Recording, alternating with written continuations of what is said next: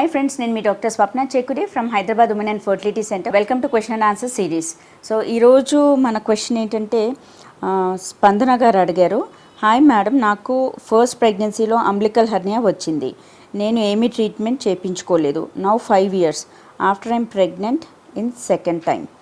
నాకు ఉన్న హెర్నియా వల్ల మళ్ళీ ఏదైనా ప్రాబ్లం అవుతుందా మేడం? ఓకే. సో స్పందన గారు, యాక్చువల్లీ ప్రెగ్నెన్సీలో అంబ్లికల్ హెర్నియాస్ అనేది క్వైట్ కామన్. కాకపోతే ఎందుకోసమంటే మనకి ఇంట్రా అబ్డామినల్ ప్రెషర్, అంటే లోపల బేబీ పెరుగుతున్నప్పుడు ప్రెషర్ పెరిగి కూడా మనకు హెర్నియా ఛాన్సెస్ ఉంటాయి. బట్ పోస్ట్ డెలివరీ అనేది అది నార్మల్ అయిపోతుంది.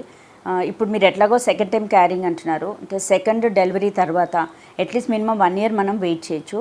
అండ్ డూ సమ్ ఎక్సర్సైజెస్, అంటే అబ్డామినల్ ఎక్సర్సైజెస్ చేయండి. హెర్నియా ఆటోమేటిక్గా ష్రింక్ అయి తగ్గితే ఓకే. లేదు దానివల్ల మీకు ఏమైనా ప్రాబ్లం అవుతుంది, aural size of the hernia పెరుగుతుంది, లేదు మీకు హెర్నియా ఉన్న చోట పెయిన్ కానీ లాగినట్టుగా అట్లా ఉంటే మాత్రం ఒకసారి స్కాన్ తీయించుకొని దాన్ని బట్టి దానికి సర్జరీ అవసరమా లేదా అనేది మనం డిసైడ్ చేసుకోవచ్చు.